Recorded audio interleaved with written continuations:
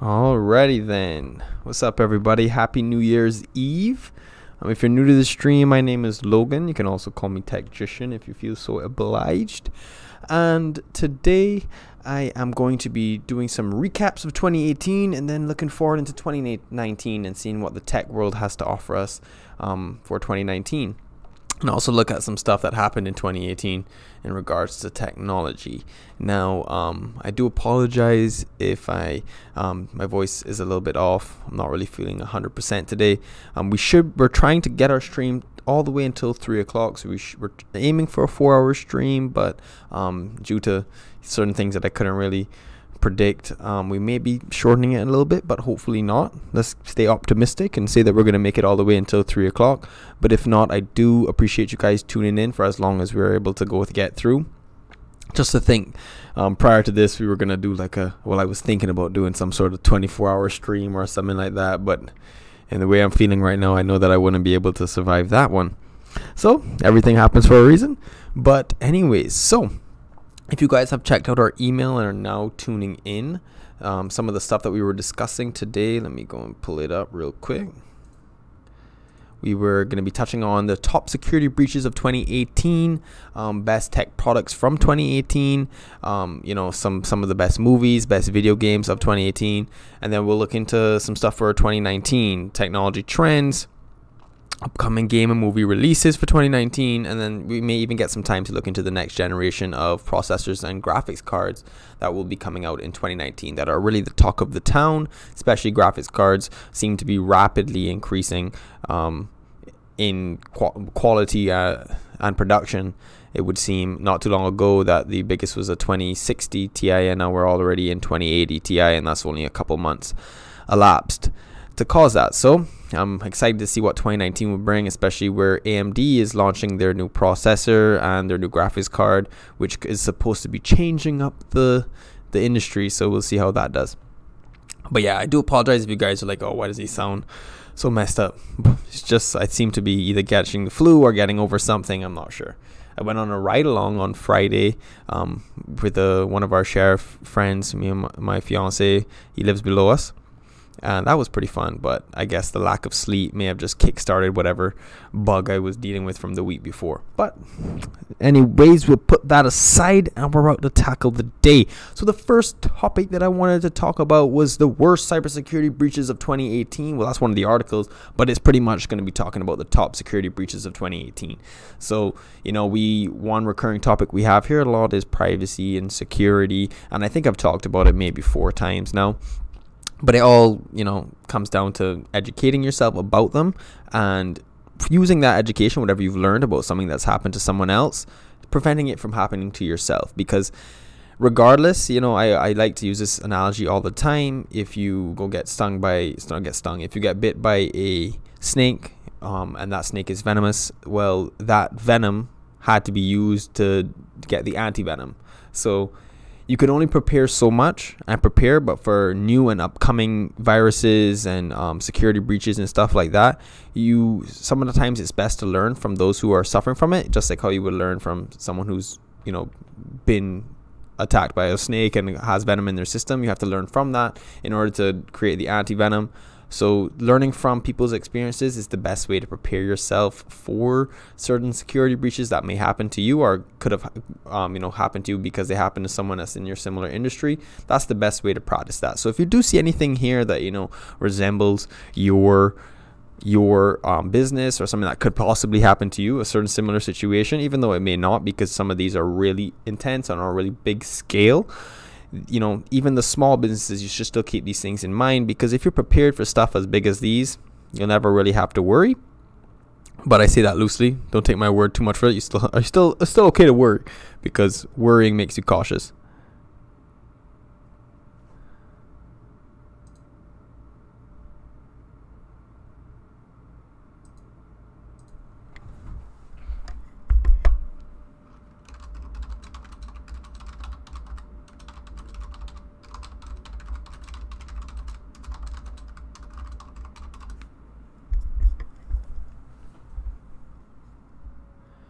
Sorry about that. I had to reply to a message really quickly.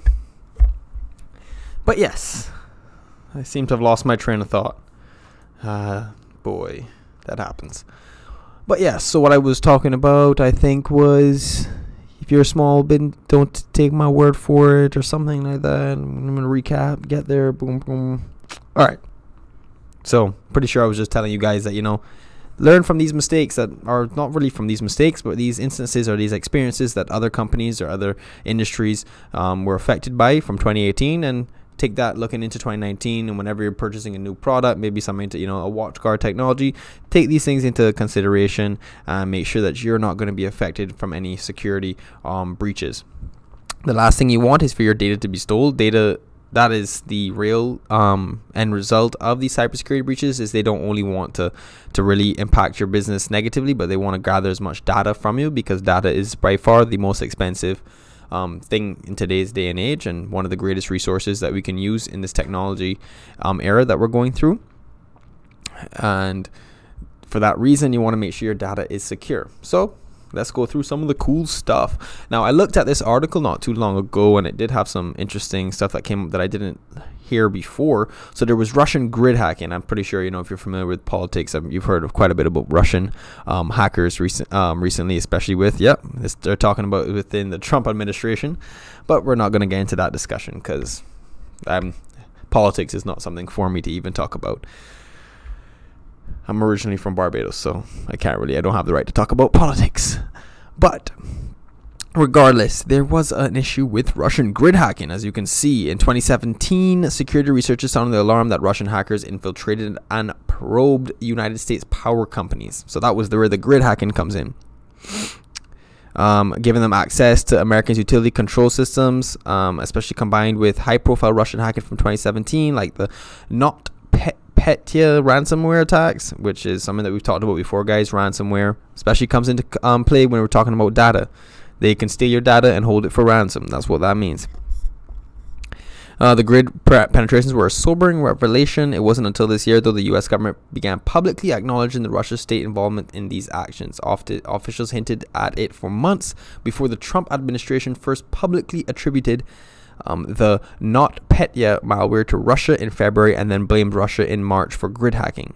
Though these attributions were already widely assumed, the White House public acknowledgement is a key step as both the government and the private sector grapple with how to respond. And while the state-sponsored hacking field is getting scarier by the day, you can use Wired's grid hacking guide to gauge when you should really freak out. Well, I guess that's their stuff. Anyways, yes, Russian grid hacking. Not really too much of a concern for us, but as in personally for your businesses or for the companies you work for. But in other cases, politics-wise, it's a little bit more intense. But we'll leave that one behind. Now, we talk about data. We just mentioned data. And a primary source for data, especially getting information on how, on new era psychology, or people from this, younger generations, is through universities. So in March, the Department of Justice indicted 9 Iranian hackers over an alleged spree of attacks on more than 300 universities in the United States and abroad. So they didn't only stick to the US, but they also went elsewhere, which makes sense considering the United States probably would have been a more difficult one to infiltrate, but they still did it. They were suspected to infiltrate over 144 U.S. universities. That is a lot of the amount of students that they have at each U.S. university. Most state universities have, I would think, a minimum of 8,000 students. Private ones maybe less, up to 2,000. But most of them, some of them can get as big up to 20, 40,000 students. So they definitely learned quite a bit from that if they were able to pull as much data as they would have, I would assume they would have got to pull. So that was 144 U.S. universities, 176 universities in 21 other countries, 47 private companies, and other targets like the United Nations and the U.S. Federal Energy Regulation Commission. Wow. And the states of Hawaii and Indiana. Interesting. That is. So the DOJ is at the District of Justice or something like that. I'm not really too sure. Says the hackers stole 31 terabytes of data. Yep. So that, guys, I tell you, their data is incredibly, important to keep safe. We talked about cloud computing, one way in which to keep it safe. You rely on larger companies such as Google or Microsoft to hold your data. those are the ones that will be held accountable if these situations were to arise. But at least you can know that because of that reason that they will be held accountable, they're doing everything necessary to keep your data safe. It's a good point as to why cloud computing is important, guys. So then we have here that they talk about, it was 31 terabytes of data. That's a lot, worth $3 billion in intellectual property. Guys, what I'm trying to tell you, data is the new biggest resource. You know, it's almost like gold at this point. $3 billion for 31 terabytes. I roughly estimate that as, let me see, how much is 3 billion? So 30 terabytes. So about $300 million per terabyte.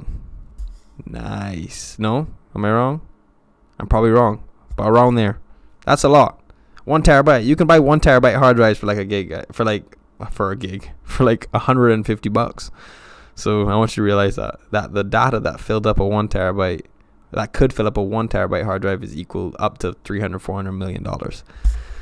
Wow. I'm actually gonna do the math because I feel like I did that wrong. Let's see. Calculator.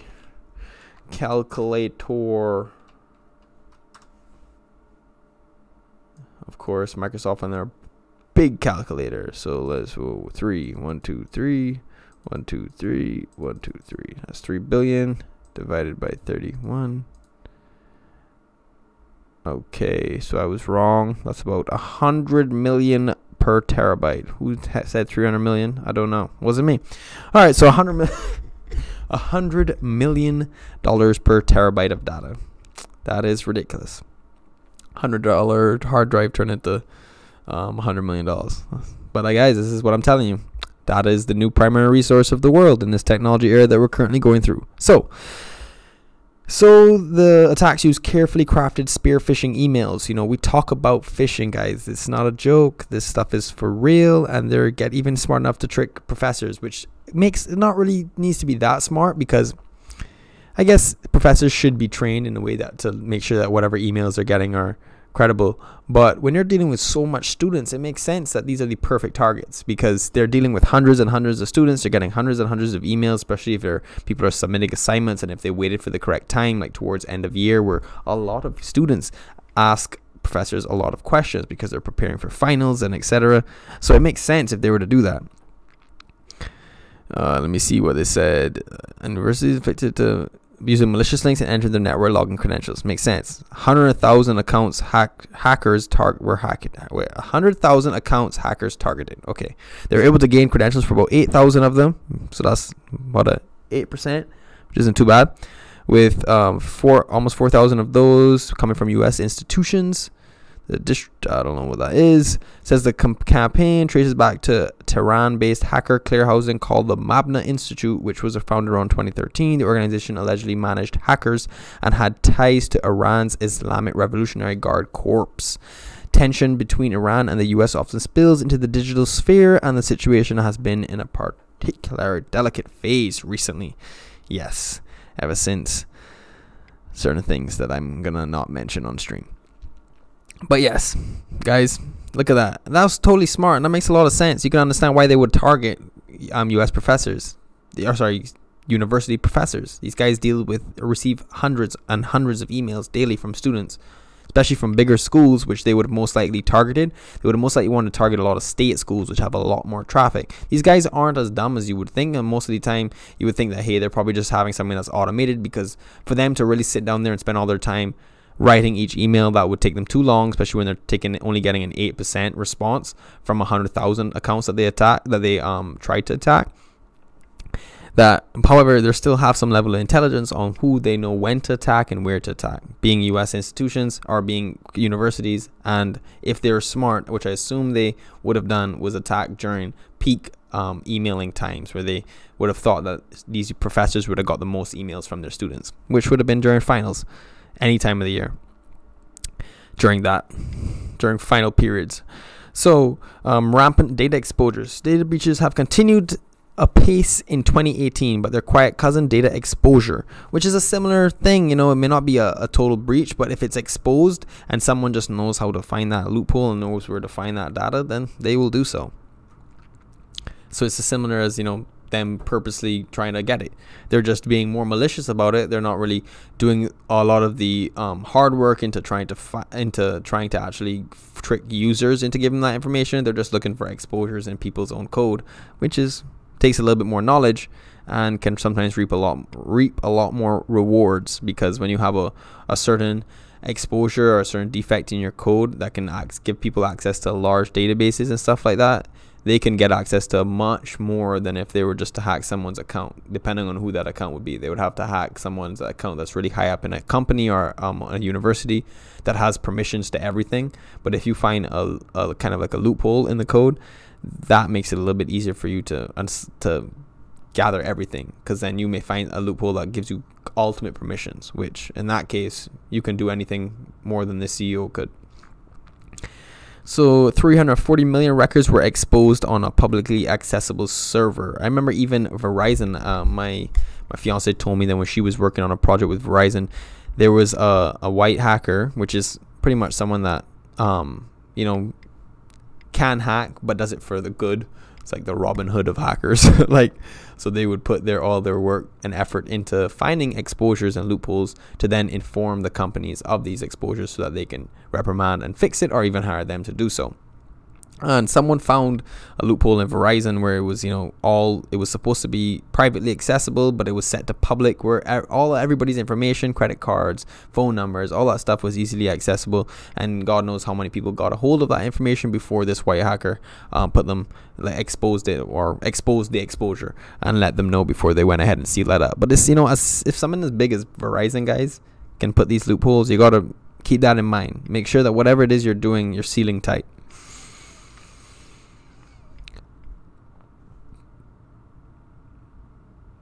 Yeah, so it didn't include social security numbers or credit card numbers, but it compromised 2 terabytes of very personal information about hundreds of millions of US adults. Not something you would want hanging out for anyone to find. No. Not when they have something like the dark web where people are selling people's information. I don't like that. I don't even care if it's my social security. I didn't have my social security or my credit card. Personal information, in my opinion, is worse. I don't want people to know personal stuff about me, especially when it's over social media or whatever. That's not cool. Under Armour. Oh, so hackers breached Under Armour's MyFitnessPal app. Perfect. Smart. These are kind of like the loopholes they look for, guys. When new companies create like apps sometimes tend to have a lot of bugs. And with those bugs, they can find these exposures and start to get up some malicious work. So in late February, compromising users' usernames, emails, and passwords from the app's roughly 150 million users. That's not cool, because I know a lot of people like to use repeat passwords and repeat emails, sometimes even the password for the email they're using to sign up with. But hey guys, I'm not gonna say I told you so, but do not use this. If you're creating an account with the same email, your email, do not use your password for your email for that account in case of these same things. These companies get attacked all the time. Do the right thing. Do your due diligence. I can't, too many do's, slipping up on the words, but do your due diligence and make a new password, because the last thing you want is for them to do the exact same thing that they did here, probably stole all of those 150 million emails and passwords, and then attempted to sign into people's emails to see what further they can get with those 150 million emails and passwords. And I'm gonna tell you guys, if they did that, they would do that, because that would give them access to so much more. Because then you may have emails where you included your social security, which is not a smart thing, but sometimes people do it. So the company discovered the intrusion on March 25th. Wow, so it took them about a month before they actually saw it. Wow, because they said it happened in late February, and then you tell me the end of March. That is disappointing, Under Armour, but this is what I'm talking about. These apps, guys, hard for them to notice. So Under Armour has done a good job setting up through its data protections that the hackers couldn't access valuable user information like location, credit card numbers, or birth dates. That's the thing, is that they always seal very important information type. But I just don't see why they just don't seal everything in the same database. If you're going to seal people's credit card numbers and their locations and birth dates, why would you just not seal everything up? The same login credentials. Why would you put the login credentials to the app somewhere less secure than everything else? Put it all in the same database. Put everything under the same permissions, under the same strict restrictions as everything. Make sure that that is locked down, and then you wouldn't have these issues. I guess it probably is for like data usage and stuff like that, or like storage wise, that it's cheaper to store it in a less secure database. So they're just storing the stuff that pretty much wouldn't really affect people too much, because if people get access to people's MyFitness app, what can they really do? But the truth is, people that may have their email addresses and their passwords being the same as what they use for their email address, it really puts them at a high risk of exposure and high risk of being hacked. And then once their email is compromised, they can download your entire email box. So like, you may have emails stretching back up to 5-10 years. They can download it all, and then they'll just start searching through it, searching for social security, searching for personal information, searching for pictures, anything that can expose you to hold you to ransomware. Then they'll send you an email through, maybe you have a you know how in your emails you're allowed to set a recovery email. Well, guess what? Then they'll contact your recovery email, because they can see that, and they'll show you all this stuff that they have about you and say, hey, you either send us this money in cryptocurrency, which is their famous thing they like to do, or we're going to start sending this out to the public. And what choice do you have at that point? And even then, when you send them the money, they can just say, haha, we're still sending it out, or send us more. And then they're constantly baiting you. You don't want to be in these positions. And even if you could prevent it as much as you can, the best way is to just be cautious. Go through your emails, guys. Delete things that you shouldn't have in your email. Don't think that you're impenetrable. Just in case, do your due diligence and go through your emails, clear them out, delete things that are really sensitive. You shouldn't need to have such sensitive information in your email, and if you do, store them somewhere locally. Download the email, save them somewhere locally, and then delete the email. You don't want people to have that online access. But that's funny how it took like a month for them to notice it. That's what I'm really that's the worrisome part. So, one to watch, VPN filter. At the end of May, officials warned about a Russian hacking campaign that has impacted over 500,000 routers worldwide. Wow. The attack spreads at a type of malware known as a VPN filter, which can be used to coordinate the infected devices to create a massive botnet. If you guys aren't familiar with botnets, now, botnets are pretty much a network of bots, and how to become a bot is what they will do is they will send, some sort of malware have some sort of malware on a computer, or some device on a network, and they will infect that computer. Once that computer is infected, it pretty much becomes a bot to their botnet. So they have one more, you become one more, and then what they're able to do is they're able to use your your bandwidth, your processing power, whatever means necessary to even attack other people's devices. So like if you have like 10,000 bots that are all sending internet packets to the same location, that location will eventually get DDoSed, which is direct denial of service. So they would get hit off the internet because they are receiving too much packets, and it just crowds it, and then eventually it gets shut down. So that's one of the things, what a botnet does. Well, what I'm familiar with botnets being used for. These guys may be using it for something much more intense, which I don't doubt, because they're Russian hackers, and Russian hackers are pretty intense, as you guys I'm sure you guys are aware. If not, just give it a Google, because these guys do some crazy stuff.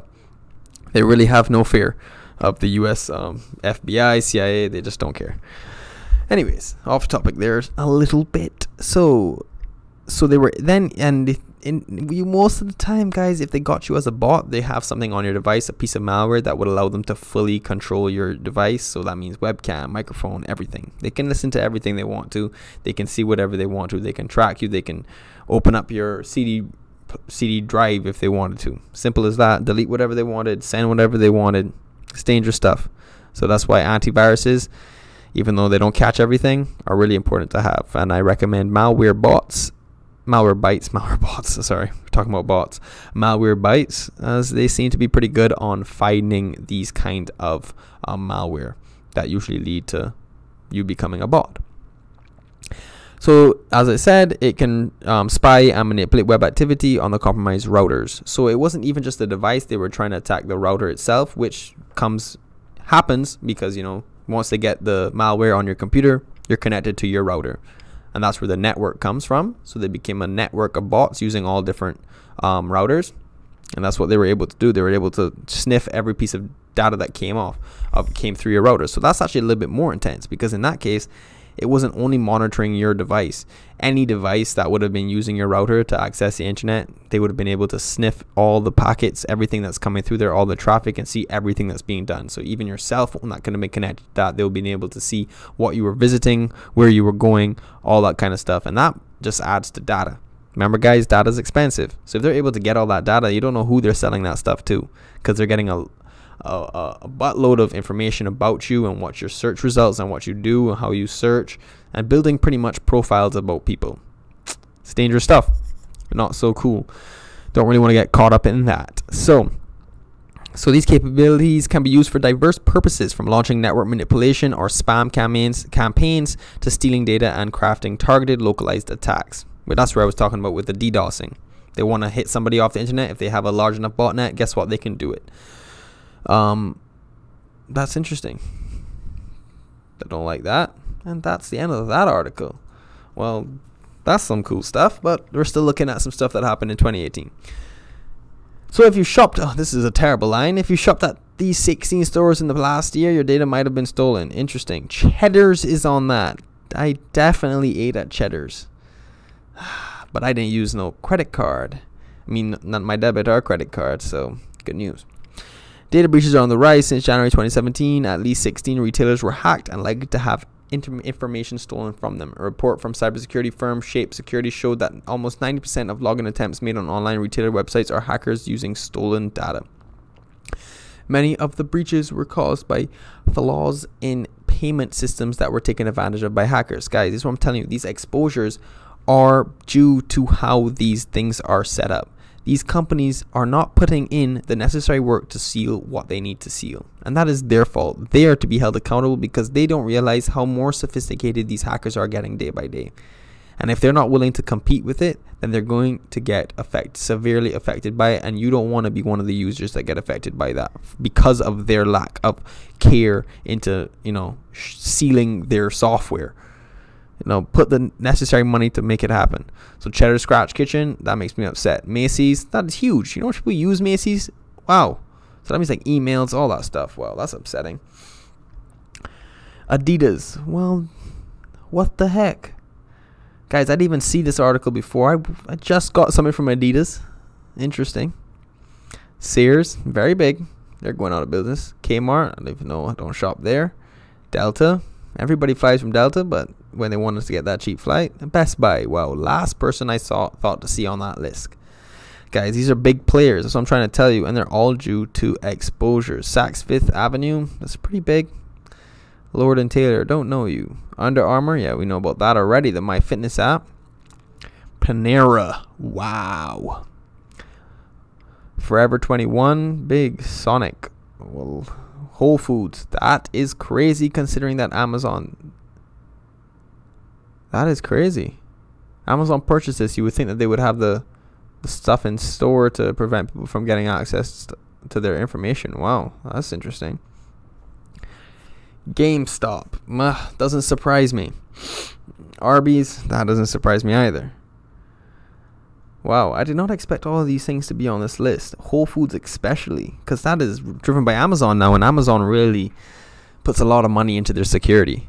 They don't want to have a breach, because if Amazon had a data breach, it's going to change the world, because that data is worth billions. Billions. Big money. All right, I'll be right back. I got to get a snack before I faint. Be right back.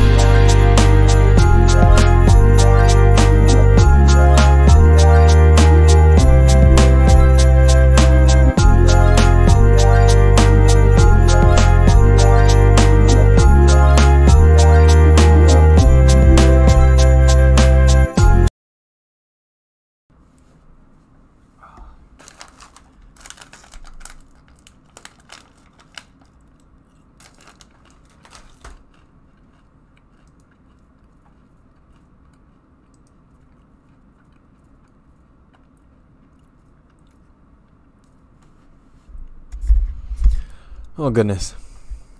Just needed to munch on a couple stuff. I don't know, man. Not feeling so hot today. So that was interesting. That's a lot of companies, guys. These are big names. Kind of scares you. And this is all information. This is the real thing that people want is that they're not really interested in credit card information and debit card information. That's really scary for people to get a hold of. But that's really not the prime thing that they're going for. They're going for people's names, full names, emails, date of births to get ages, and then phone numbers. These are all things that they want because then they can sell these for advertising. You know, like once they sell these to people or the right companies that don't really care about how they got access to this information, that then, you know, you're at risk of then telemarketers calling your phone all the time. You're getting a lot of spam emails, or you're getting more phishing emails, and then they're going to attempt to phish your email address. It's really why you have to be careful. And, you know, I tend to make certain emails for a lot of things. Like I have one email that I use at a lot of these stores that doesn't have all my personal stuff on it. And that's because I don't want them to have, I go on it occasionally, but I don't want, if there's any breach or anything like that, for all my personal information to be gone. That's not what I want. So take that in mind, guys. You know, you may end up wanting to do the same thing. Make a fake email, or just an email that's specifically for whenever you go to, you know, sign up at Best Buy or Sony or whatever it is. Use that fake email or that less used email that doesn't have any personal information, doesn't even have your real name or your real date of birth or your real phone number, even though now a lot of them are forcing you to put your phone number in. Even if you have to use a Google Voice at that point, do whatever needs to be done. Let's see. So 10 cybersecurity facts and statistics for 2018. Cyber criminals land on FBI's most wanted list. That's interesting. You know, when I was growing up, it was always the talk when, you know, hackers and all that stuff was really becoming of the norm, or the talk of the town.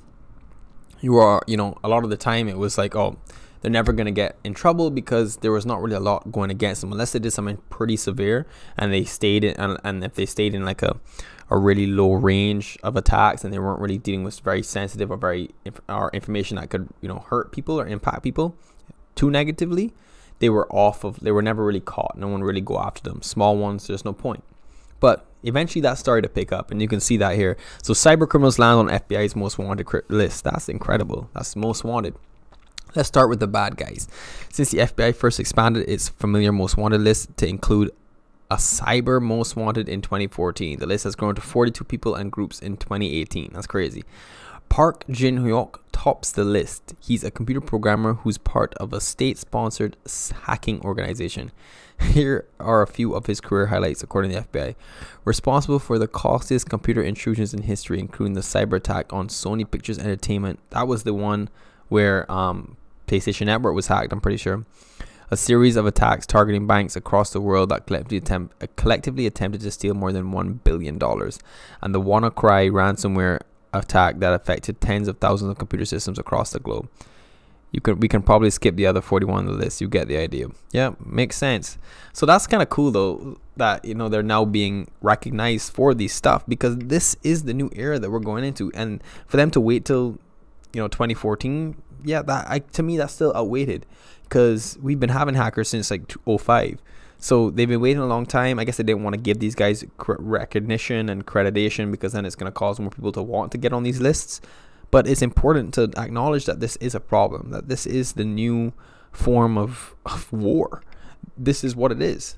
Cyber war is going to be something, you know, we're in a safe, or not really safe, but we're in these kind of countries, you know, in the United States and other really big first world countries, we don't experience war in our territories. Like, you know, you may experience, there's not really like civil war or anything like that, but you may experience, you know, certain things that are going on, people fighting within their own country. But these first world countries don't experience other countries invading them, like war on war. Like that fight doesn't really happen too much. Now, I'm not saying that these first world countries don't go to other countries and do what they want to do there and start whatever fights there, or helping, you know, do whatever they need to do. But we don't really have that kind of warfare anymore, where it's like you have to like back in the days when before it was England and it was the Saxon nation and the Vikings were trying to infiltrate that and just going in there just to raid and get all the riches and stuff like that. We don't really have that anymore. But nowadays it really comes down to cyber wars. Like, that's the biggest war there is. If you can get access to every computer in the world, you will be one of the most deadly people if you choose to be that way. You can do a lot of bad things if you have connections to every device that's connected to any network in the world. And that's like the goal of some of these people, is to really get a hold of a lot of computers, create a botnet that is more powerful than anything else. And when they have something as powerful as that, you don't know who they're going to be wanting to attack at that point. So they really got to give these guys, I don't want to give them the recognition, but they need to recognize the issue. And the issue is that in this day and age, cyber war is the war. And it will be the war for the next however long human beings are alive, because we are not slowing down with technology. And as technology increases, security risks, privacy risks increase tenfold. So cool may have been a poor choice of words, but regardless, it is still pretty interesting that they're coming up into the era where it took so long to really give these guys the recognition so that everybody else can be aware of how bad it can be. Don't think of the technology on the internet as just something to be benefited by everybody. It's also something that could really impact everybody negatively if used in the wrong ways and if things are not set in place to prevent them from happening. Now, mobile malware on the rise. That is interesting, because a lot of the time you used to believe that your phones were pretty much separated from the real issues that computers would experience in terms of malware and viruses. But, the smarter phones have they pretty much become little computers. So when they're that's what they're called, smartphones. So when they're little computers, and if there is a large enough group of people that are trying to attack, that are wanting to get into phones, they're going to just create malware specifically for phones. So when that was always the issue, that there wasn't that demand for it, it brings up a similar thing to when people used to get Macs and used to say, oh, Macs can't get viruses. It wasn't that Macs couldn't get viruses or that they're impervious to viruses. It's just that there isn't the demand for there wasn't the demand at that point to create viruses for Mac computers, because there wasn't that much of a user base. Even now there's a large user base, but there is nothing compared to the amount of users that are currently using a Microsoft driven computer. Windows driven computer. So, but now we have so many people that use smartphones. Like, you couldn't go outside and count how many people are using a Nokia flip phone. Like, back in the day you could, but now most likely everybody has some form of smartphone, even if it's a cheaper end smartphone, which are probably more likely to get affected by these things, or like a higher end smartphone. So once you're in that era where there is the demand, there is now a demand for mobile malware and spyware, which is dangerous. Spyware is especially scary because we're already being spied on our phones. I say something into my phone too many times and I go on my social media, and the next thing you know, it's advertising for the same thing that I never searched, because that's how it works. So if the phones are already spying on me, I don't want other people to start tapping into that capability and then start spying on me as well. That's not something I want. Wait, why is this going over here? I'm not seeing this. Is exiting my border. Whatever, I'll leave that. I won't talk on that end then. Oh wait, moved across. It got shifted. Oh, let me fix that. Let me fix that real quick.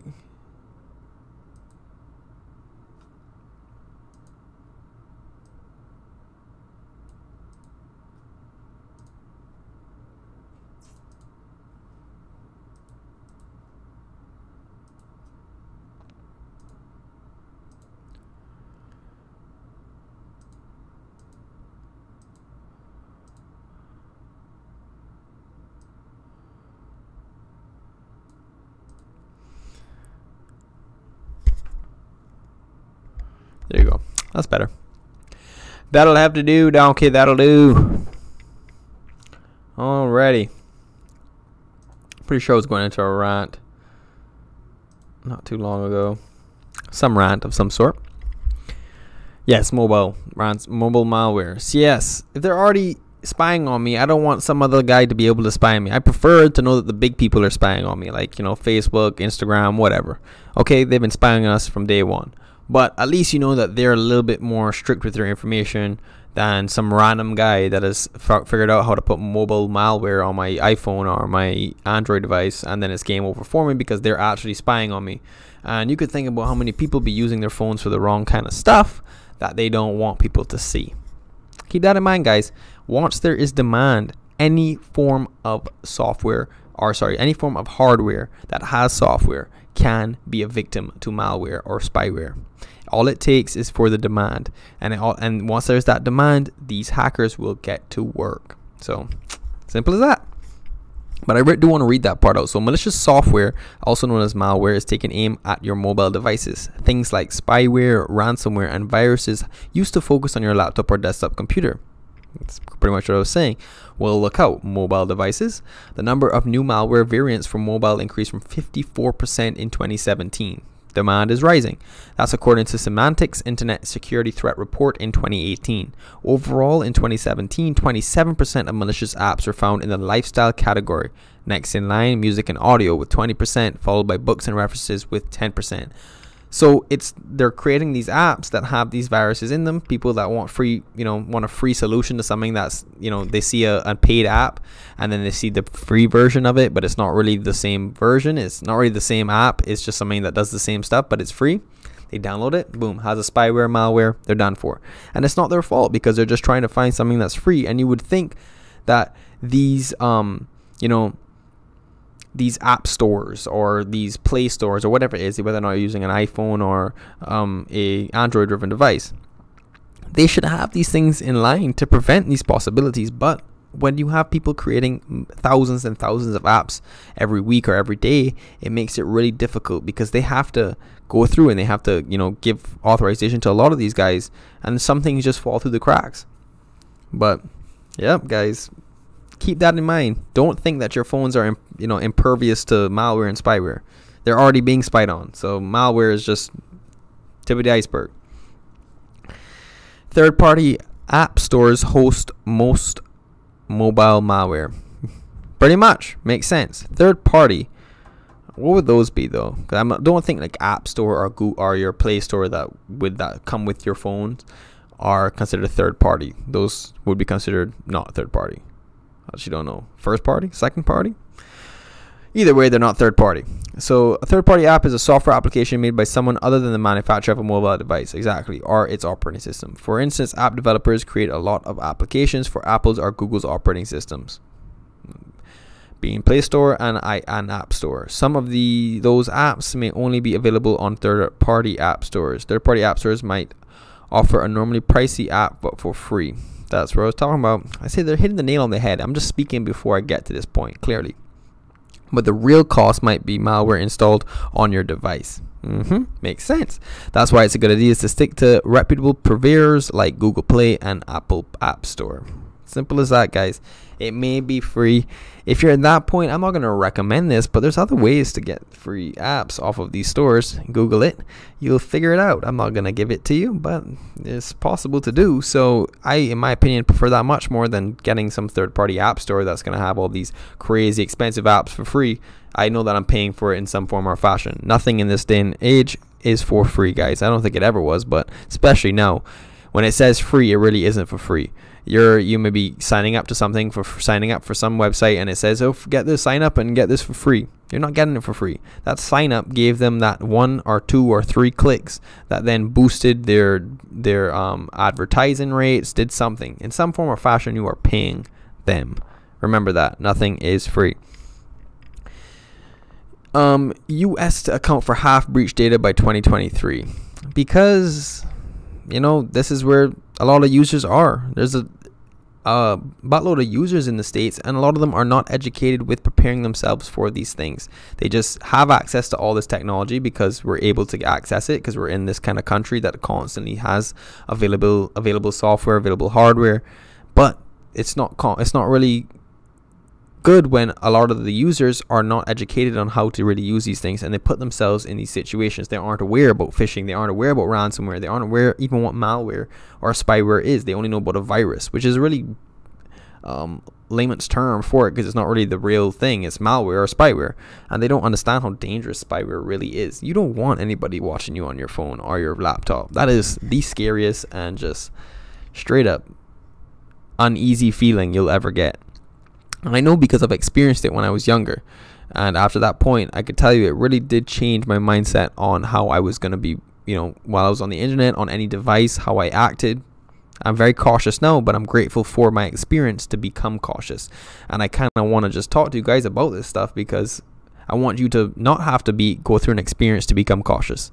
I want you to never experience anything related to malware or spyware or ransomware or being phished or anything like that. Educate yourself. Take the necessary 1 hour out of your day to learn about how to prevent this stuff from happening to you. And the best way to do that is look at what happened to other people, their experiences. Learn from their experiences rather than your own. So, which is technically what you'd be learning from me because I went and experienced it. So, yep, by 2023, okay, brace yourself for some big numbers. Cybercriminals will steal an estimated 33 billion records in 2023. That's according to a 2018 study from Juniper Research that compares with 20 billion records Juniper expects to be swiped in 2018. Wow. So records include personal information you share with various entities. It might include your name, address, credit card information, or social security number. Here's another statistic. Jupiter expects more than half of all data breaches globally to occur in the United States by 2023. Why? It's due to the amount of consumer and corporate data stored across the country. Makes sense. Identity theft impacts 60 million Americans. Nearly 60 million Americans have been affected by identity theft, according to a 2018 online survey by the Human Harris Poll. The same survey indicates nearly 15 million consumers experienced identity theft in 2017. Well, that's a lot. Publicly available numbers from Javelin Strategy and Research since 2012 tell a similar story. Number of identity theft victims and amount stolen. Wow. This is billions. Whoa. It was worse in 2012. They kind of got it decreasing at one point, but now it seems to be back up on a rise. It's not cool. I don't want to read about that. It's making me feel so uneasy. Because we've all entered our social security information somewhere in our computer. It's just you have to do it for certain things. Like if you have Expedia or, not Expedia, Expedia. What is it called? Like Credit Karma, all those kind of stuff. You have to do it at some point. Or TurboTax. You did it at some point, which I'm not saying is something that you should have done, but we had to do it. It was sometimes it's necessary. So it really puts you in a sticky situation. But anyways, U.S. government spent $15 billion on cybersecurity and then some. Remember, guys, I remember that being like a huge talk was that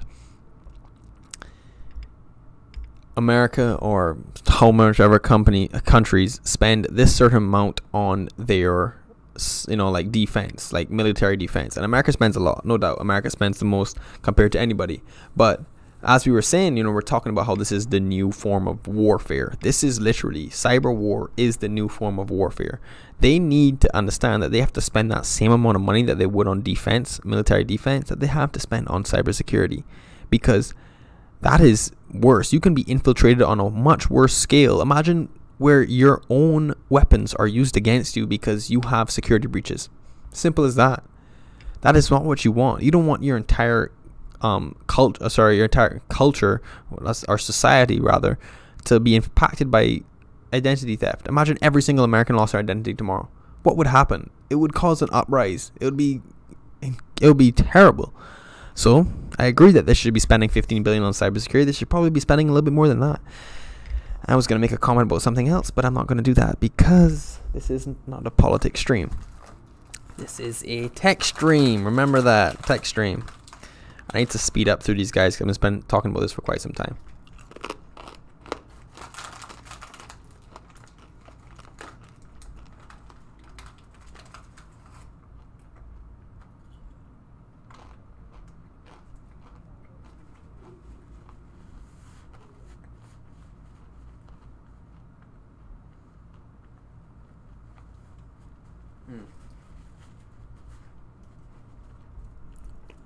Good stuff. Just have to eat a couple or I'll get a little too weak. I'm pushing through, guys. I'm pushing through. Trust me. My head is pounding, but we're going to make it. United States is #1 for targeted attacks. I don't want to read this. It makes me feel so uneasy. But I need to show you guys. Yeah. They have the most users because technology is so readily available here. And when you have people that can go, people that have no idea about anything like this can go and purchase a cell phone, a smartphone, or not even purchase it, because then they join up for some plan and then they're paying $30 a month and they have access to something that they can store all their information on and not even realize that it can be potentially stolen, that information. Not even the phone. They don't even need to steal the phone anymore to get access to your information. They just need to somehow get a spyware, a malware that we've clearly seen is on the rise for mobile devices on your cell phone. Boom, you're done. Makes sense why we're the number one targeted. Just makes sense. Targeted attacks are often state-sponsored, through some have been by private groups. A nation might try to spy, disrupt, sabotage, or rob from another entity. The U.S. is the number one target. Oof. It's not a statistic you'd want to own, but the U.S. is not alone. Here's a breakdown of the top 10 countries affected by targeted attacks between 2015 and 2017. Wow. We almost take half of the pie. That is scary. That is no doubt scary. And it's because of the the availability of these devices and the lack of education about the negative impacts of technology. Everybody assumes the positive impacts. We know how impactful, how positive technology has been. It has provided so many different doors, new fields, new job fields, new everything, simplifying things that took 15, 20 steps to now 1 step or even less. But people aren't educated about the negative aspects. Everybody just wants to talk about how good it is and how much things they're able to do, but no one really wants to focus on what are the downsides to having access to all this tech. Well, this is one. We're the number one target for targeted attacks. It's 38%, guys. India's half of that, and India's population is close to 3 billion people, or like 2 billion. No, I think it's 3 billion people. America has about 350, almost 400 million people. You're telling me that 10 times the amount, and they still have half. And that's because obviously, they have a lot more, poor nations in that country that don't have access to this technology. That's the issue. We have access to everything.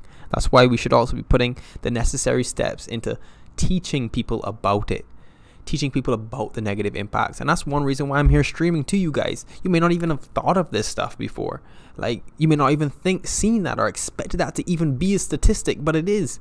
And the reason it's a statistic is because it makes a lot of sense for countries or for groups or entities that are hacking and wanting to gather people's information to attack the place that has the most technology in it, as in any consumer store you can go to and buy some form of technology, and also the largest population of people that have access to this technology, and then those people that are not, and those people are not clearly educated about it. I'm just knocking things down, just hitting everything down into the garbage. I'm getting into it, guys. My hands are flailing. That's what you need to see. When I'm getting very emotional about the topic, or passionate. But yeah, so that's the thing. Those are the 3 big reasons. And it makes sense, and it's scary, so we need to do something about it. It's making me feel like I need to go and change all my emails for every single thing I've ever used. I'm about to just do that email search, where you can see where your email is being used and on what things.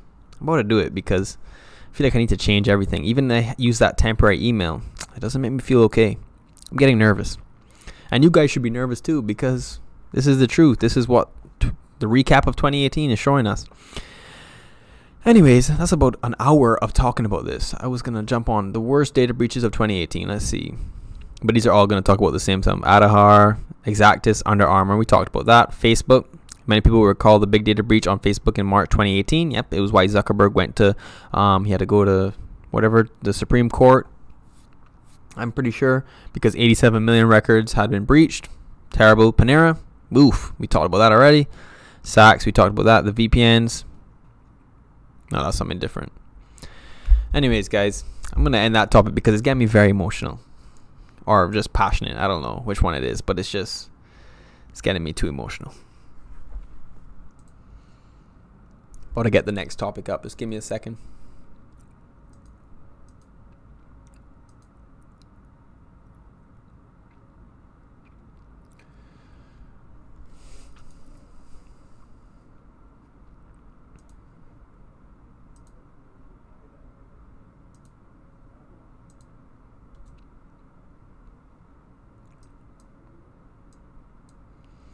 Okay, let's look at the best tech products of last year.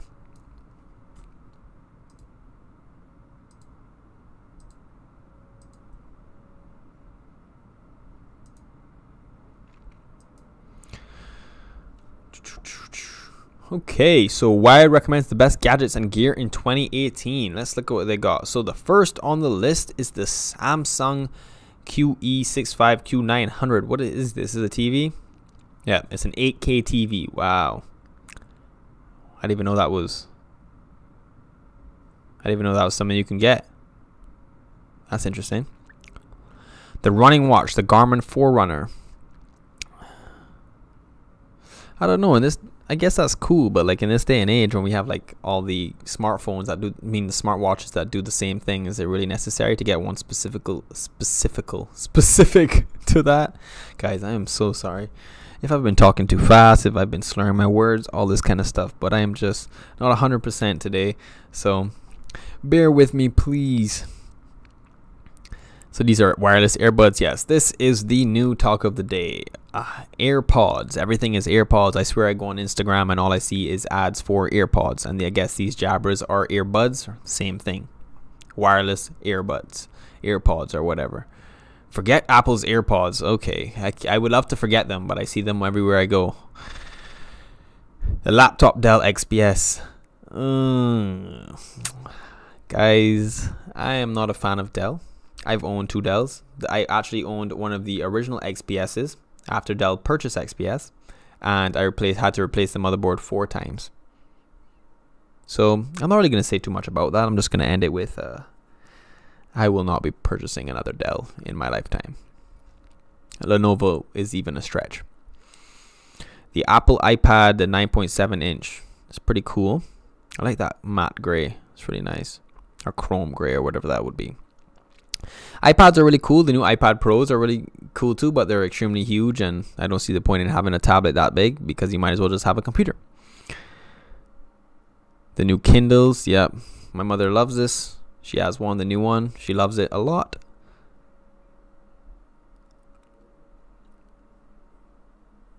So the fitness tracker, once again, yeah, these are really cool. I guess they're really lightweight and cheaper than they're getting the real product, but you might as well just invest in like an older model Apple Watch or an older watch.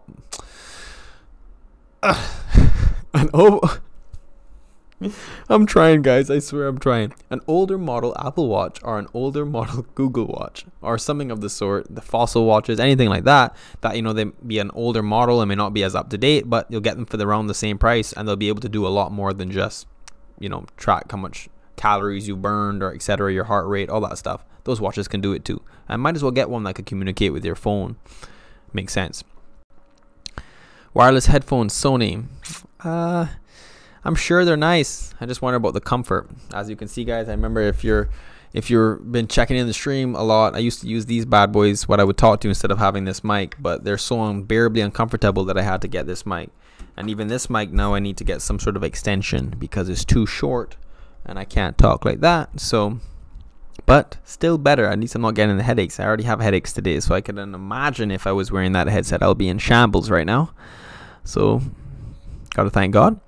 Soundbar, Q Autistics. This is interesting that they would put this up here because the Vizio soundbar, we talked about it during our Black Friday discussion, and it is the soundbar to get. The Vizio soundbar, it does lack in visuals, as in the you know, the LED remote and the quality of turning up and down the power and stuff like that. It doesn't look as sleek as you'd want it, but the quality of sound for the price is ridiculous. For $150, I suggest you guys look into the Vizio soundbar. Much more than this guy. I don't even like how that looks. Looks all obzocky. Smartphone, Samsung Galaxy S9. I guess that's cool. I'm an iPhone user, so that's hard for me to say, but I'm not gonna just scroll past. I was gonna. Looks nice. You may say something nice about it. Looks nice. Wireless multi-room speaker. Sonos. I've heard of Sonos. And they're also I think it's Alexa. They can be Alexa driven, which is pretty cool, or even maybe Google Voice as well. Not Google Voice, sorry, Google Home or whatever that their entity is called. I think it's just called Google because I think you just say, "Hey Google." I think they can all be connected with your Sonos devices, so you don't actually need to purchase like all Alexa driven speakers or all Google driven speakers. You can just get Sonos and then connect it using that same assistant software. Apple TV. I've actually been meaning to get one of these. I have like 2 Fire Sticks. I just don't know anymore. Like, I don't know if you use the Fire Sticks, upgrade the Fire Sticks, try an Apple TV. I have a smart TV and I find it has everything I already need on it, to be honest. And then I have like Spectrum, the cable box, and that gives me like 200 channels, and I don't even pay for that because we have a package with our community that we work for. Sorry, that we live in. I work for the community apparently. No, my fiance does the working for the community, but that we live in. So I get like 200 channels. I just don't know anymore if it's worth it. The only reason I would think that I would really be interested in getting the new Apple TV is because I like the screen sharing. How both me and my fiance, we use we use we have iPhones, so it'd be cool, you know, if I'm showing a video, I'm watching something, and she is always like, oh, let me see it. She hears me laugh at any video. Let me see it. And I'm just like, okay, here you go. Here's my phone. But it would be 10 times cooler if I can just use that like share screen function that the Apple TV has, and they'll just come straight on the TV. And that way she can get off my case about constantly needing to hand over my phone to see a video that made me laugh or made me giggle once. Just a slight giggle. I have to hold in my laughter now. It's ridiculous. Okay, so then more headsets by Sony. Always cool. Headsets are cool. Just make sure whatever you're getting, guys, I don't recommend, you know, a lot of the time I really wouldn't recommend buying headphones off of the internet, because you're not getting the opportunity to wear them and see how they actually fit you and feel. That is so important. Headaches are not a joke. I didn't know you can get headaches from headphones, but you can. It really happens. It makes your head feel constricted. Don't suffer like I had to suffer for 2 months.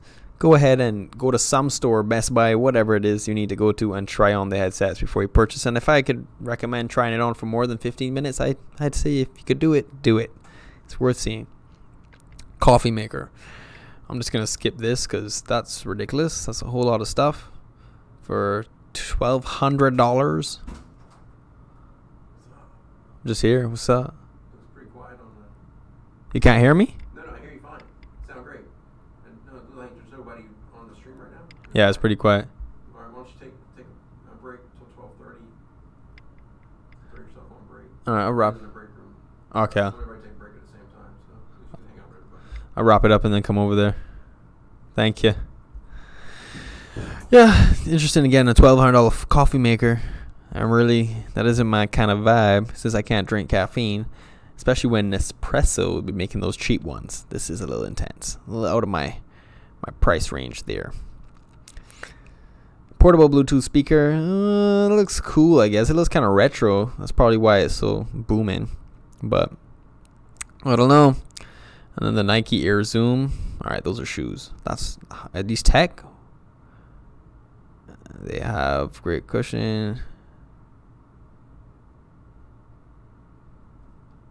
Where's the Tech? This is like best gadgets. Oh, I guess it's gadgets, but how is this a gadget? I was kind of blown away there. I was like, is this shoes gonna have some sort of like technology where it can see where you're putting most of your pressure on your foot or something? Which is actually, I think I may have just come onto a breakthrough, but I'm positive that someone had to have thought of it before. It only makes sense. Anyways, I'm going to take a little quick break. My boss just jumped in the room and said that everybody's in the break room taking a quick break. So I'm going to take a little 15-minute and I'll be right back. Hopefully that'll help me feel 10 times better so that we can keep the stream going until 3. Fingers are crossed. But anyways, guys, if you want to go grab some water, grab something to eat, go use the washroom, please go ahead and do so. I'll be back by 12:30 or maybe less. So sit tight. Hope you've been enjoying the stream so far.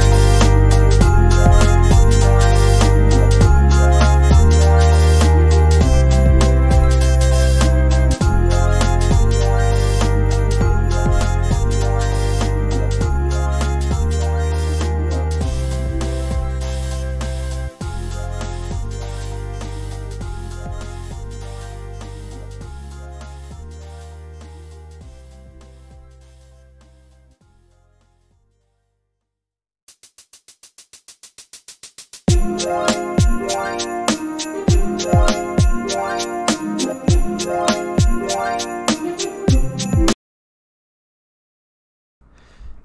I'm back.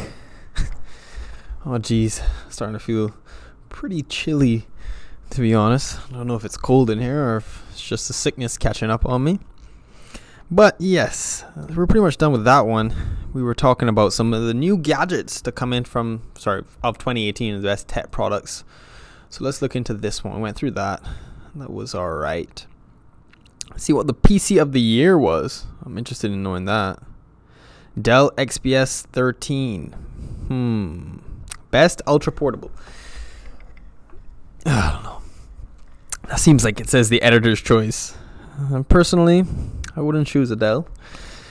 I told you all already my experience with Dell. Last XPS I owned from Dell, I had to replace the motherboard 4 times, so I'm not too much of a fan. So I'm going to ignore that. Apple MacBook Pro 15-inch. Yes, I bought this. It's pretty nice. I do enjoy using it. The Acer. Yeah, Acer's a really great brand. And it's pretty well tested. Look at that, $229. That's really good as well. Very reasonable price. HP Chromebook. HP is pretty reliable. I do like HP a lot. They've been having a lot of issues with their batteries recently, where their batteries swell. But due to their warranty, it's an easy fix. And it does tend to happen within relatively close. If it is a bad battery, you'll know. So don't worry. It wouldn't be something that you would be suffering from 5 years down the line, or you shouldn't be. You should experience it within the first year. Well, so that means you should be covered. But I still recommend getting, any form of warranty. That's just how I roll. Get a warranty for anything you're purchasing, because you don't know what can happen. These things do have sometimes some hardware malfunctions and some software malfunctions, so just make sure that you're thinking ahead. The Lenovo ThinkPad. I'm also not a fan of Lenovo. Like, it's just personally, I use the Lenovo. I have one at home currently. It gives me a lot of trouble. It's given me a lot of trouble in the past years. I had to get it replaced, where the hinge where you would open the actual laptop, the hinge stuck and broke, and then it fractured the screen, which was touchscreen. And if you guys have never used a touchscreen before, or haven't seen a broken touchscreen, if touchscreens break, they tend to put pressure, so you can never really use it, because it's assuming where the crack is where someone's applying pressure, so it's unable to use. So Lenovo and Dell are just, I don't know if I'm being biased. I'm trying not to be too biased, guys, but that's the truth. They are not my favorite contenders. The Dell Precision, we're getting back with Dell, so I don't know. I'm not a fan. Razer. Yes, Razer, their new computer is pretty good. It's pretty fast. It's kind of competing with the Alienware. I think they're heading in that same kind of direction, where they want to make it very reasonable. Not very reasonable, very similar to Alienware. It's reasonable, that's a whole nother ball game. It isn't reasonable in price. It's pretty costly, as you guys can see. The Lenovo Yoga. I'm running away. I don't like Lenovo's. Microsoft Surface. This is a hit or miss here. I've heard a lot of good and bad things. A lot of bad things, primarily, but still, it is very portable, and it does seem like a good buy. I just think that you should go with the HP Elite personally. Those tablets I prefer. The Apple iPad, yeah, that's obvious as to why. It's pretty much a computer that is just one sleeve, and you can get the portable keyboards and all that jazz nowadays, so it really does make it into just a normal keyboard. It does have its limitations, but if you guys really are only using it for certain things, $329 is a very good price for a computer, because all you need is a portable mouse and a portable keyboard, and you will have a computer with your iPad. Amazon Fire HD 8. This is pretty good, well priced. I actually was over Christmas. We were by our family's, my fiance's family's house, and they played a game. It's like the White Elephant gifts. I never played it before, and one of the gifts turned out to be an HD 8, and the guy next to me got it, and I didn't get it. I got, of course, some wine, and I was unable to trade my gift with anybody, even though I was planning on trading with the guy next to me, even though he hadn't opened it. I was planning on it. But because the significant other told me otherwise, I kept my bottle of wine for her to drink, even though I don't drink wine. So, yes, anyways, I've heard good things about the Fire HD. So, the Amazon Kindle Paperwhite, yep, heard this is really cool too. My mother loves Kindles. She's just a book fanatic, so. And then that one is pretty much it. 100 cool tech gadgets of 2018. I don't know how I'm going to go through 100. These ones are pretty much, oh, this is going to be like singled out. Nope, I'm rich. I like. Oh, that's cool. They were like, do you want to be notified when new products come up? And they're like, and the option was yes, yeah, and then the other option was nope, I'm rich. Nice. Let's get people to say, not rich people are gonna definitely click that. But this is the gallery here. Is this what it is? View 101. Yeah, we just saw these Sonos sound beam bar with Amazon Alexa. $400. I guess it's really sleek and it's white. Oh, I like that. Man, that made it. Even though the Vizio is only 150, I don't know. I like the white design. And the Vector Robot Sidekick. Oh, no, thank you. Amazon Echo Plus, the 2nd gen. I've heard these are very nice. Most Amazon products are pretty decent, though. That is an ad. Anker Power Core Light Battery Pack. Now, I've always had the Mophie battery packs because Mophies are just very, very good for Apple products. I'm pretty sure they use like, well, no, it's Samsung batteries, but I don't know what it is. They have a deal with Apple, so I don't know. I just like something that's one package because I don't want to cause any issues, especially with batteries. You'll be surprised at what these batteries can do, or what bad outlets or bad power blocks or something like random power blocks that you're using are like over the counter lightning port adapters and stuff like that are not made by Apple. What they can do to your phone really affects your battery. So I tend to stick with things that Apple endorses, and Mophie tends to be one of those. But otherwise, I'm pretty sure this would be a decent battery pack. Apple Watch. Oh, I want one of these suckers, but the new one is like $800. This is the older watch. The new one's coming out, which I'm a fan of just getting the newer version. I don't believe in just buying something the older version because it's cheaper, because I want the newest version. I want all the new stuff. I want to get what stuff is, actually gonna improve my day-to-day life, and instead of getting something that's old and then finding out that it's missing certain features that I really would have liked. And that way I would just feel like I didn't end up, I lost the whole $400 and instead of spending $800 and getting all my money's worth. This is how I look at it. So I have been looking into getting the new Apple Watch. But then again, I'm not a fan of the square screen, like the square face. I don't know if that's just a male preference, because I've never worn a square face watch in my life before. It's always been like just circle watches, and I know that for females that's not really a big issue, because a lot of the watches that you would wear tend to be either square faced or circle faced, but it doesn't matter, mix and matching. My mother does it all the time. I just don't know. That's something hard for me to do. But I wouldn't want to go and get like a Fossil watch or a Google watch, because they tend to all those, even though they are circle faces, they're meant for Android devices. So there's no point in having that disconnect. Remember that, guys. Whenever you're purchasing any product that you want to use with one of your other products, make sure that it's capable of doing so. Don't go and buy like, an Apple Watch if you're using an Android, a Samsung device or an Android driven device. Just, they're not going to be able to communicate with each other, and you're ending up wasting money. But anyways, I don't know if I'd be too interested in buying the Apple Watch 4 series, because I like the newer versions of things, but that's a personal preference. The GoPro, yeah, GoPro is killing it. The thing about GoPro is that, yeah, it's good to buy the newer versions because you're getting that upgrade in camera quality, which is really useful. You're taking videos. The whole purpose of it is for videos, and every upgrade, most of the time, you're going to want to look into it regardless. Want to make sure that they are upgrading the camera, but most of the time they are. That's their primary goal. So, yeah. In this case, you could buy an older version or you can get a newer version. It's up to you. Yeah, this is pretty cool. It's kind of like the Amazon version where they have like the one that you can see all those, you can check the weather, all that kind of stuff. But I don't know. That's pretty relative. I'm sorry, guys. I told you. I'm not feeling 100%. It's relatively well priced, not relatively well priced. It's relatively well priced. For $100, that's actually really good, considering that the Amazon version was, I think, $200 or $300. So that's pretty good. Oculus. Now, I experienced my first virtual reality. I was about to say I experienced my first virtual reality experience, but I experienced virtual reality for the first time on Christmas Day.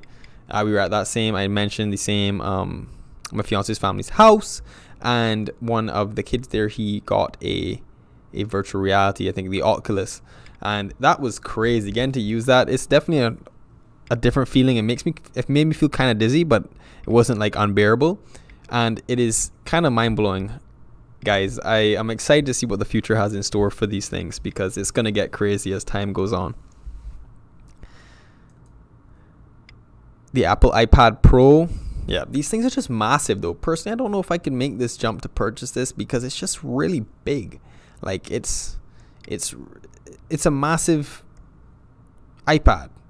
I understand that you can make it into like a laptop or whatnot, but it is just so big.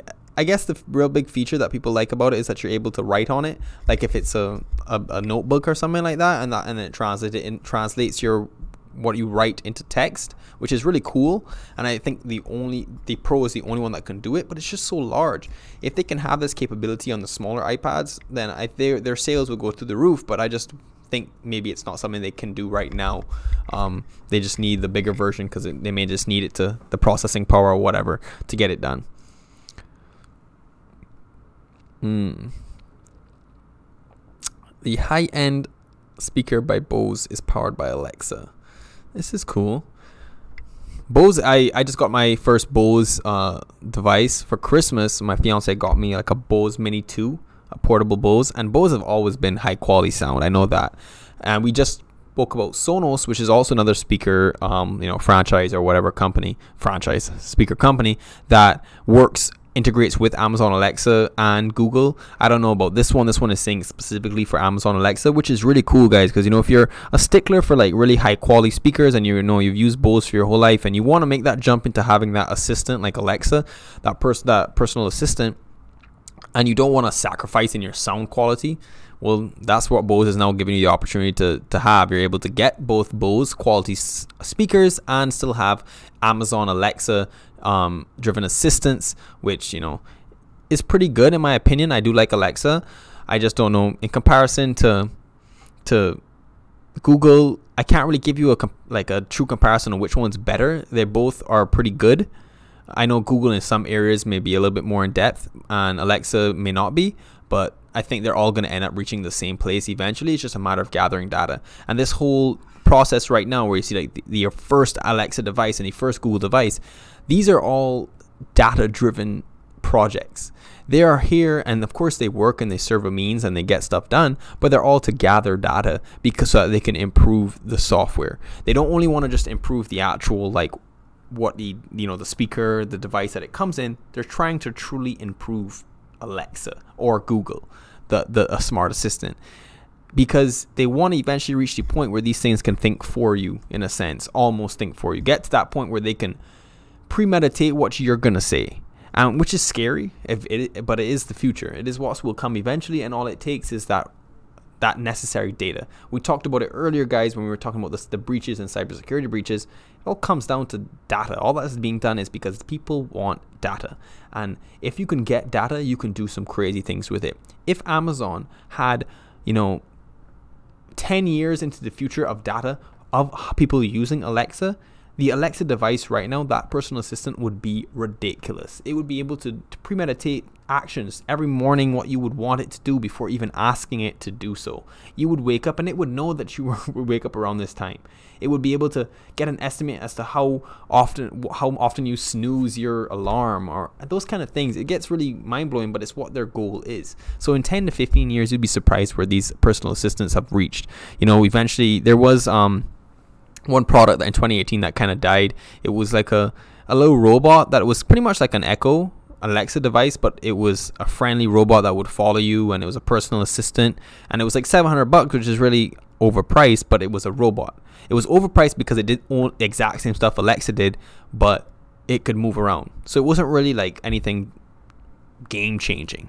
But 15 or 10 years in the future, that will be game changing, because once they have enough data to be able to have an almost seamless assistant that can take any response, or to take any instruction and any response. When it can do that, and it doesn't require you to have built out set of instructions and a built out set of responses, and it gets to the point where it can, in a sense, write its own code or edit its own code without doing, nothing drastic. We're not talking like Skynet here, but machine learning, once it has reached that peak point, having that little robot to follow you and do some stuff is going to be really cool. And that you may see those devices start to pick up in the next 5 years, but it's just they're waiting for those assistants to really get to that point. But I like this stuff. It's cool products. I can see why these are like the talk of the town for 2018.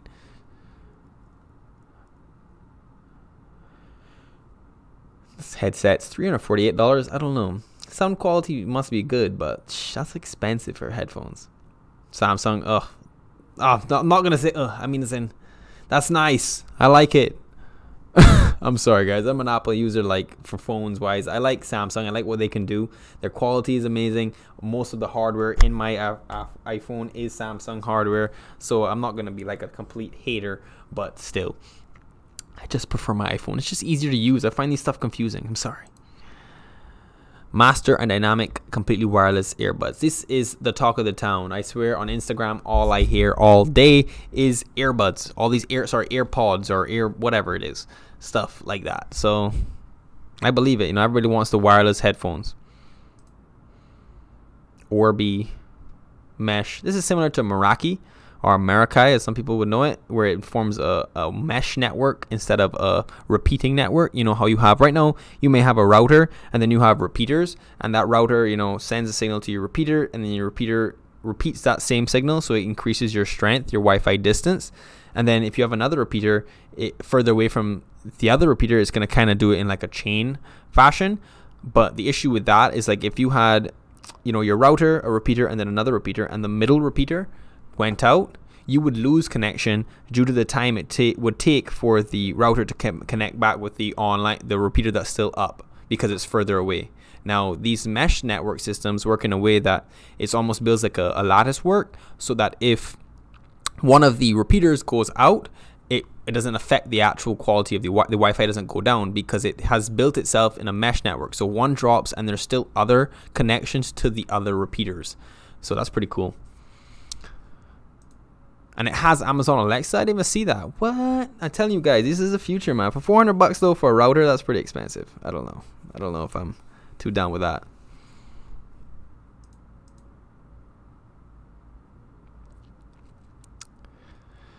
Headsets. See, this is what I want. I want this kind of circle smartwatch, but I don't have a Samsung device. Apple, I beg you, make a circular Apple Watch. Please. I don't know what's with the square face. I'm not a fan. All it takes is for you just to make it circle, and I'm gonna make a purchase. I will pay $800 for an Apple Watch if it had a circle face. Right now, I would pay for it, and I'd probably get one for my fiance as well. Oh, these are cool.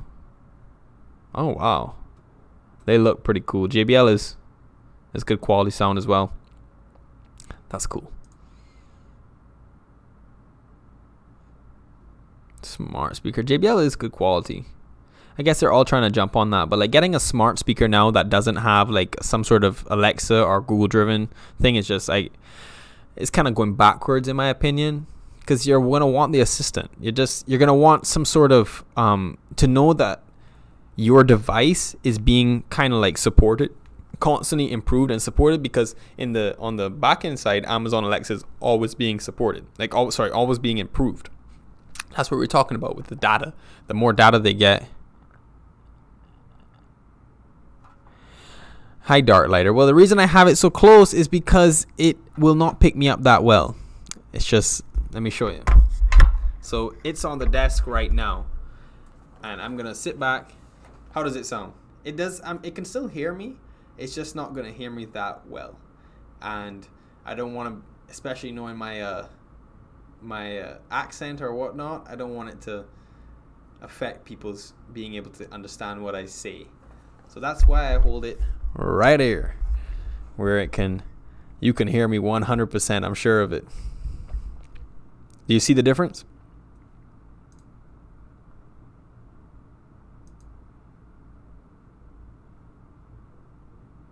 Yeah, it only works with max volume, and that's why I didn't want to keep it on the desk, because if everybody watching the stream had to keep their volume at max, not a lot of people like to do that. I don't, because then I by mistake play another video and it's blasting in my ears. So that's why I'm just getting comfortable with holding it. But I eventually maybe will be getting an arm or something like that, or just like an extension for this, and that way I can like move it so that I don't have to actually hold it, so it's hands free. But for right now, it's doing the job, and it's a good quality, and it's saving me the headache from this headset here that wanted to crush my skull. Apple MacBook Air with Retina display. I love the Air. I just don't like that it has, like, you know, requires so much extra stuff because it doesn't have any ports. But I guess now with the the USB-C, that all changes since they I think that's why they did it. They went to the USB-C because they just wanted one general port that could be used for everything, and that will come in handy for getting the Air, because that used to be like the downfall of having the Air. You know, you wouldn't be able to connect your, you know, you couldn't have a CD drive, you couldn't have all that kind of stuff. But now we live in an era where we don't need CD drives as much, we don't need HDMI ports, we don't need all that kind of stuff, especially when there's like Apple TV and or Comcast, and you can just share your screen to your TV or smart TVs. You know, it's kind of allowed the MacBook Air to become very relevant and because it's so light and portable. Ooh, I wanted this bad boy. But I had to realize that no matter what you go and buy, you check reviews, like there's gonna be bad reviews. But like, I just wanted to find a TV that had no bad reviews. And I'm gonna be honest with you guys, on Black Friday, I searched and searched. We did a whole session where we searched for TVs, and I could not find one TV that did not have a negative review. But I'm confident now that that's just the way the cookie crumbles. And no matter what you purchase, there's gonna be somebody that had a bad review. But it just really off-puts you when you're trying to spend $2,000. It's not like, hey, this is good, get this. It's like, hey, a lot of people say this is good, but then some people say it's all right, and then some people say it's bad. Like, I don't like the all rights even worry me more than the bad. So I don't know, it's weird. Either way, someday I'm sure there'll be a TV that's just like foolproof. No one complains about it. But for right now, I'm sticking with my LG at home. Mophie, yeah, we just talked about this. They have a power station now, so that's big. $150. My Mophie's like this big, so, and it's portable. That doesn't look so portable. Oh, cool. Yeah, with the new quality of iPhone cameras, even just phone cameras in general, you really can start taking like full quality videos and images with them. So it's cool that they're making these attachments for them to obviously like increase this probably increases the zoom or something, the zoom factor or something like that. Maybe even just make it come out as a better quality image. I've seen this one's pretty cool. I like that. At the same Halloween party, the same Christmas party that I was telling you guys about, where we played that game, the owner of the house had a camera that he could control all with his phone, which I thought was really cool. Like, he can just take pictures with it with his phone. I thought that was cool. I actually haven't seen that before, but I'm sure it's nothing too new. But I thought it was pretty cool. I'm sure that this bad boy may be able to do it too. Or it's just, this guy is pretty popular maybe because it looks really retro. For $1,200 though, dang, that ain't no little bit of money. Smartwatch, please, Apple, please. I can't see it anymore. Just make a circular smartwatch. You're sending me mental, man. All of these, I love this, guys. This is the hybrid watch. So this is actually different. If you guys haven't heard of the hybrid watches, I suggest you check them out. If your reason behind not getting a smartwatch is because you don't want to make that full jump, the hybrid watch is pretty much like this. So this is the screen. This is not going to change into something, you know, like a tech screen or like a touch screen thing or something like that. Now, it has commands that you can connect with your phone. Like, you can set, I know the fossil hybrid watch, you can set certain numbers. So like, if you get a call from, you know, someone that's like your mother, and you have her set to like priority 1, your phone, your watch will actually go to the number 1 right here, and like both the long hand and the small hand will go to 1 and alert you that you're being called by your contact that's not selected as number 1. So I think that's pretty cool. It's like that like middle road in between having a smartwatch. So if you guys haven't seen hybrid watches, and your reason behind not getting a smartwatch is because you don't want to make that full jump, you don't like the touchscreen screens, you like the original face look of a watch, hybrid watches are really cool. And this is not the only one out there. There are a lot more. Fossil, and now I'm seeing this one, and I'm sure there's a few others. So take a look at those. Thought that's pretty cool. These are nice earbuds. Then again, like, it's hard for me. Like, if you see me scoot past like the headphones and the earbuds, those are all personal preference in my opinion. Like, yeah, you're paying for good quality, or once you're in like the $100, $200 range, you're paying for good quality sound. You're gonna get good quality sound. Now, comfort is the thing. So it's all personal preference. I can't tell you to go and get these and then you put them in your ears, and because of the shape of your ear, it doesn't really feel that comfortable. That's like, that's something that's just hit or miss. You got to try these things out. So I don't really like stick on these too much because it's all personal preference in my opinion. Once you're in the $100 to $200 price range and above, you already have good quality. So focus on comfort. Oh, I have 2 of these at home and I use none. It's disappointing, but what can you do? Drones. These are getting bigger and bigger and causing more security risks than ever, but they are a lot of fun. I've driven one. I mean, I've driven one. Guys, please excuse me. See, illness is going to my brain. I'm shortly collapsing. I flew one of these before, and it's really actually pretty easy to navigate. You can mess up. Like, it's not something that if you don't practice that you can't destroy. You can destroy these if you really try to, but a lot of them have certain things in place like stability stuff to keep it stable for you, so you're not doing like most of the flying. You're just doing like the primary movements, not the actual like secondary stuff that keep it stabilized.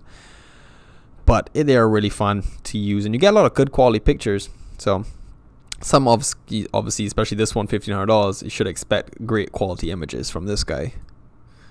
Belkin. This is a wireless charging stand. That's cool. Oh, these are the cool ones. I've seen these, and I have a wireless charging stand, and it's the flat one. It's the Samsung one that's laid down, and I'm starting to despise it because it lies down. I can't use it while it's charging.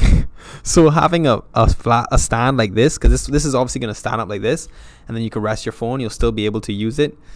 This is cool. Of course, I got mine on like Black Friday for $15, so I may have to just think about that investment. It's 4 times the price, but hey, for it to be able to stand up and for me to be able to use it while I'm charging, sounds like a plan, because God knows I don't charge my phone at night. More cameras that I can't really give you guys a whole lot of input on. This is the USB-C, so this has probably really been a big buy recently, ever since Apple made that transition to all USB-C ports. They don't have any normal USB ports or HDMI ports or anything like that, so everybody had to get these adapters. I even have one at home. Mine's not really a big expense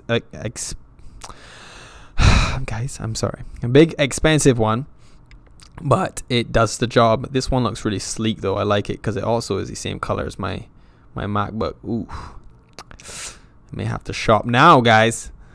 Ultimate Ears Boom 3 waterproof wireless speakers. This is pretty cool. I'm assuming that just looks, wow. Like, I guess that makes sense. Who did this? Like, guys, tell me that doesn't look like a cross with just a piece missing from it. If it's supposed to be standing up, why would you put the minus to mean decreasing sound facing up? I could understand if it laid on its side, but it's currently in this picture obviously stands up from the side that it can stand from, because this is probably a cylinder, so it can't sit on the side most likely. If it can, then that's okay. If it can't, this design is terrible. Why would you put that facing that way? It should be facing like this. Whatever. I'm pretty sure it's a decent speaker, but my gosh, the quality of engineering there is just hilarious. These have been around for so long, and I have never used them, and I wish I had used them. In one instance where I lost my wallet, in reality it was in my jeans pocket, and if I had these guys in it, like one of these guys, but they're just so thick, like I just need one that's super thin, like can fit in my wallet. If you guys are listening, that could be an idea. Start developing that stuff. You never know. Could become a millionaire from that one. Steal that one from Logan. Oh yeah, this is good quality because it looks retro. Beats, overpriced. Now this bad boy, I've been looking for a new vacuum, so this may be the bet. There's no way I'm gonna be able to go through all these guys and touch on 2019. I'm gonna be right back. I'm gonna use the washroom really quickly. Sorry guys, not feeling 100%. So I'm not trying to make myself feel worse. So I'll be right back. 1 second.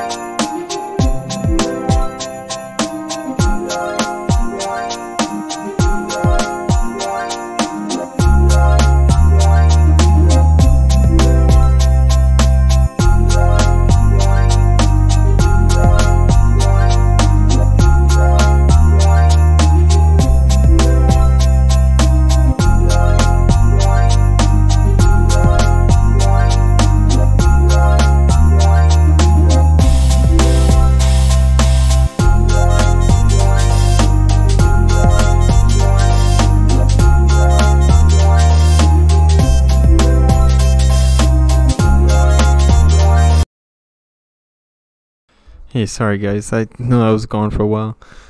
I really was trying to just catch myself, but I'm not feeling 100%, and I do apologize that I will be terminating the stream early. I was trying to get till 3 o'clock today, but I'm just beat. I just don't feel very well, and there's no point in me here trying to talk. I know I can get pretty enthusiastic, but right now it's just in a lot of pain. So I'm gonna terminate the stream. I do apologize again, and hopefully on Wednesday I'll be able to do some sort of recap, or we'll finish up the stream, since I only got to do 2018 and then get a touch into 2019, and then we can do that then. I do apologize if you've been tuning in and waiting for me. It's just I was trying to make sure that I would somewhat recuperate to be able to come back in, but I'm not feeling myself, so I'll be heading out of work too. So anyways, hope you enjoyed what we were able to discuss today. But other than that, I'm going to be ending the stream now. So I will be reconvening on Wednesday. I do apologize again, guys. This is I did not expect to get sick like this, and it's kind of keeping me preoccupied. So anyways, thank you for tuning in. This won't be happening again, trust me. I'm not the kind of person to ever take sick time or anything like that. So please tune in next time. I'll let you know when we're going to be shooting again. Sorry about this, guys. Bye.